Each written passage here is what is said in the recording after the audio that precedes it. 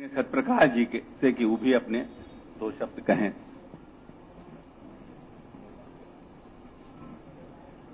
मैं बिहार के मुख्यमंत्री आदरणीय श्री नीतीश कुमार जी, वशिष्ठ बाबू, अशोक बाबू, पार्टी के अन्य नेतागण और सभी कार्यकर्ताओं का आभार प्रकट करता हूं कि मुझे आज जनता दल यूनाइटेड को ज्वाइन करने का अवसर मिल रहा है।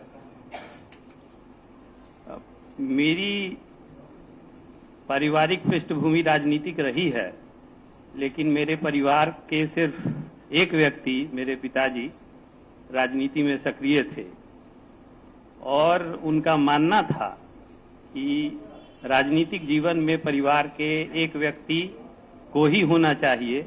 एक व्यक्ति से ज्यादा अगर परिवार का कोई राजनीति में सक्रिय होता है तो वो समाजवाद के विचारधारा के खिलाफ है। जननायक कर्पूरी ठाकुर भी यही मानते थे। उन्होंने एक बार अपने पुत्र, जो आज राज्यसभा सदस्य हैं, उनको मना किया था कि अगर वो जिद कर रहे थे कि मुझे राजनीति में आना है, कर्पूरी जी ने कहा था कि अगर तुमको राजनीति में जाना है तो मैं चुनाव नहीं लड़ूंगा, तुम ही चुनाव लड़ो। तो मेरे पिताजी भी उसी विचारधारा को मानते थे।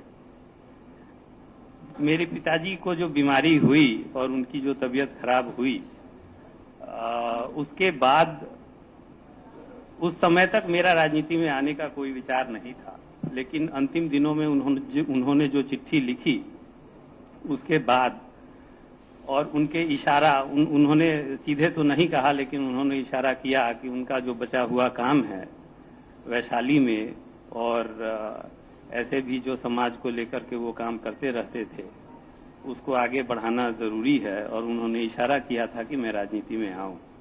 इसी वजह से आज मैं यहाँ पे बैठा हुआ हूँ। एक दो घटनाएं मैं बताना चाहता हूँ।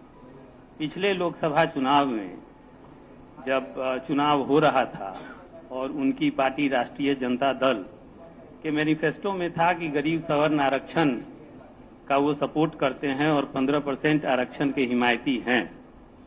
उस फैसले को मैनिफेस्टो में जो वो दर्ज था उसको अचानक से बिना किसी विचार विमर्श के बदल दिया गया और उन्होंने जब इसका विरोध